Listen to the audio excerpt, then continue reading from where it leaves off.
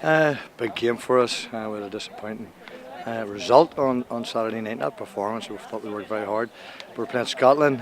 They lost 3-1 to Sweden, so they'll be coming. They want to finish at least in the top two in the group. They'll be coming looking maybe make us pay for it, get back on track. We know how good Scotland are. They're sort of professional in nearly every way, both in their leagues and internationally, how they prepare. So a big game. A lot of young players get another opportunity. Seasoned players, again, experienced players have to step up and be leaders for us. So, a game we're looking forward to because it's our last home match until September.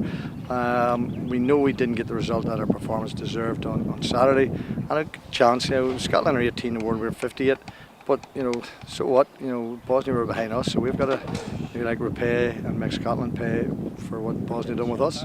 We came home on Sunday. We were tired. It was a long trek. We left there at 4:30, which would have been 3:30 our time. We're back again here around 3 o'clock on Sunday afternoon. So it was a long day as regards travel. We came in and met up Monday morning, Monday around noon, and we trained yesterday afternoon. We've trained today. Sessions have been good. The girls are very bright today.